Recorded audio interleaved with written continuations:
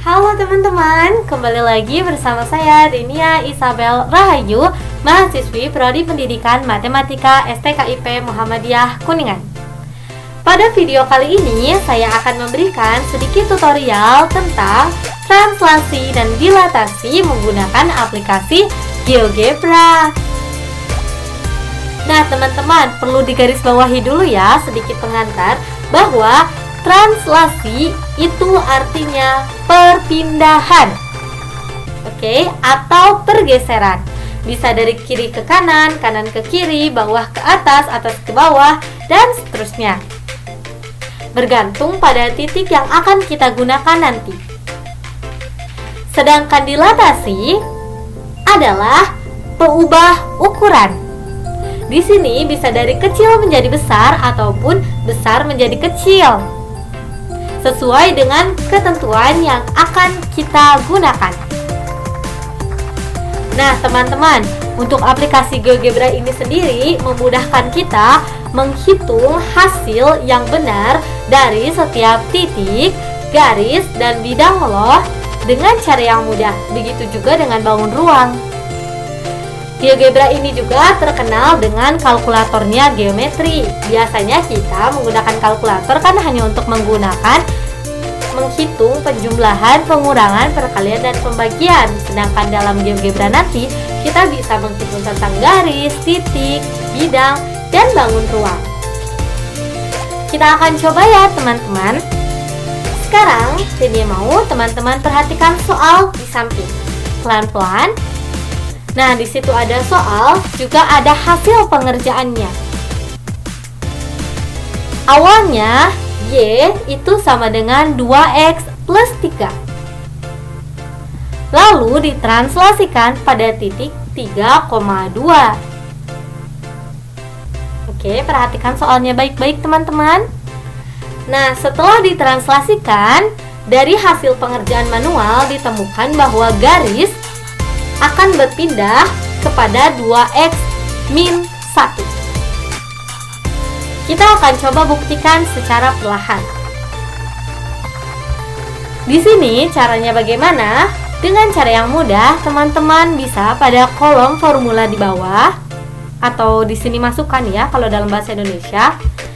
Kita ketik Y sama dengan 2X plus 3. Lalu setelah itu kita enter. Nah, kita menemukan di sini ada garis, di mana garis ini merupakan presentasi atau representasi dari 2X plus 3. Kita bisa ubah warnanya dengan klik ini teman-teman. Nah, misalkan Denia pakai warna biru. Oke, mengikuti biru. Nah, kita sudah menemukan ya. Setelah itu, katanya ditranslasikan pada titik 3,2. Oke, kita cari bagaimana cara buat titiknya. Di sini ya teman-teman ada titik baru. Nah, titik baru kita buat di 3,2. Nah, tuh harus dipastikan pelan-pelan ya. Di sini A-nya itu 3,2. Lalu jika ingin ditranslasikan bagaimana sih caranya? Teman-teman bisa ke tool sebelah sini. Nah, pilihannya banyak ya. Kita pilih translasi objek oleh vektor. Oke, coba arahkan kursor ke sini. Nah, ada tutorial tulisan nih. Pilih objek yang akan ditranslasikan, kemudian vektornya. Objeknya kita udah ketemu, tapi vektornya belum, karena 3,2 ini masih titik, teman-teman.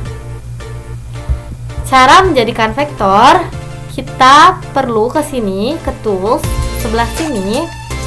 Kita pilih vektor di antara dua titik. Nah, gimana caranya? Kita coba dari titik 0,0. Kenapa? Sekali lagi, titik yang kita gunakan adalah 3,2. Jadi 0,0 ini akan membantu kita membentuk garis vektor, di mana harus netral ya. Karena nanti kalau kita tarik garisnya dari sini 1,1, maka akan berubah hasilnya. Di sini kita coba tuh, B-nya berwarna hitam ya, netral di 0,0. Kita tarik tanda panah ke sini. Kenapa tanda panahnya ke sini? Karena ingat, yang kita fokuskan di 3,2. Akhirnya terbentuklah vektor U di sini. Kita klik lagi ke tool ini karena sudah ada di tool translasi. Kita klik, kita tarik lagi translasi objek oleh vektor. Tadi di sini ingat, pilih objek yang akan ditranslasikan, kemudian vektornya. Ini objeknya, klik. Vektornya ini ya, teman-teman. U ini vektor, klik. Nah, di sini akhirnya menemukan hasil 2x min 1. Berarti cara dalam penghitungan manual dari soal yang disajikan ini adalah benar.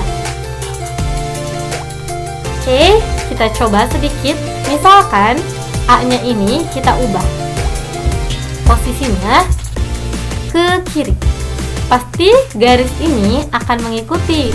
Nah, supaya teman-teman tidak bingung, yang ini Denia ubah menjadi warna merah ya. Nah, begini. Garis dari titik A akan mengikuti dengan sendirinya. Nah, berarti di sini dapat juga kita tarik kesimpulan sedikit bahwa ketika suatu garis, titik ataupun bidang ditranslasikan pada titik X-nya negatif, tapi Y-nya positif, ia akan pindah ke kiri. Begitupun ketika X-nya negatif dan Y-nya negatif, nanti ke kiri tapi ke sebelah bawah. Oke teman-teman, ini adalah translasi dari sebuah garis. Kita akan coba sedikit pada bidang untuk membuktikan apakah benar tadi jika nanti vektornya ada positif ada negatif, pasti nanti ada pindah ke kiri ke bawah atau ke kiri ke atas. Kita coba. Di sini Denia akan membuat bidang. Teman-teman bisa pada tools ini. Oke, teman-teman klik polygon. Bidangnya boleh terserah teman-teman ya, tapi usahakan supaya lebih mudah menghitung manualnya nanti. Itu teman-teman di titik-titik yang pas. Misalkan Denia coba membuat segitiga di sini.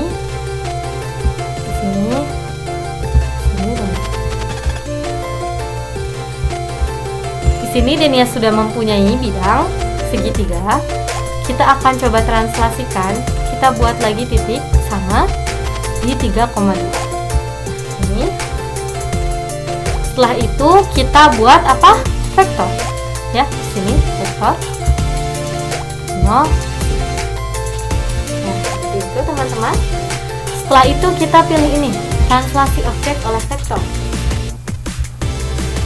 Kita klik bidangnya di sini, jangan di titik-titiknya ya teman-teman, tapi di bidangnya di dalam. Klik, lalu setelah itu klik vektornya. Nah, di sini ketika kita coba, tadinya bidangnya itu di negatif. Oke, di negatif. Negatif positif, negatif positif. Setelah itu kita translasikannya di positif semua, maka dia pindah ke atas lalu ke sebelah kanan ya, dia bergeser sedikit nih ke sebelah kanan. Kita coba nih pindahkan dari D sini. Nah, begini. Oke, dicoba di titik 9,0. Ia menghasilkan sejajar ya teman-teman. Di sini dari kiri ke kanan. Kita coba kalau misalkan vektornya negatif semua. Nah, misalkan begini. Nah, teman-teman. Oke, min 4 ke min 2. Dia jadi sedikit ke bawah dan ke sebelah kiri. Itu untuk materi translasi. Materi yang selanjutnya yaitu materi dilatasi. Ingat kembali, dilatasi adalah pengubah ukuran, baik memperbesar maupun memperkecil. Kita coba perhatikan soal berikut ini. Ya, perhatikan pelan-pelan teman-teman. Di situ ada soal. Sebuah titik 1,2 didilatasikan 3 kali dengan titik min 5,1. Oke, di situ dijawab bahwa hasilnya nanti si titik akan berada di titik 13,4. Kita coba ya teman-teman. Pertama, kita buat dulu titik 1,2. Nah, titik baru pada tools ini ya teman-teman. Kita klik 1,2 berarti di sini. Ya, 1,2. Nah, setelah itu kita akan coba buat lagi titik sebagai bentuk akan pendilatasiannya atau titik pusatnya itu di min 5,1 di sini ya teman-teman. Nah, B. A ini titik awalnya, B ini titik dilatasinya. Bukan hasil tapi ya teman-teman. Kita coba lihat akan didilatasikan. Nah, untuk dilatasi teman-teman balik lagi ke tools ini.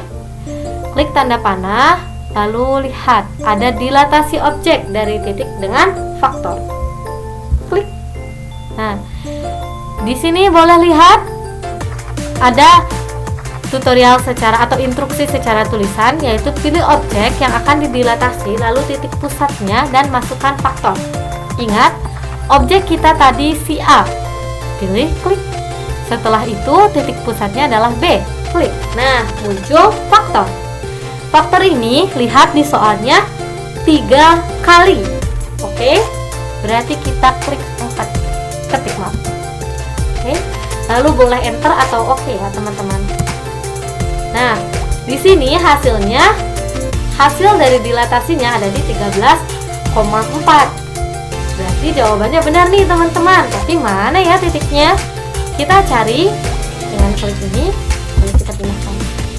Nah, terbukti teman-teman, jawaban dari hasil pertanyaan tadi adalah benar, yaitu ada di 13,4. Ininya ubah warna jadi warna biru ya.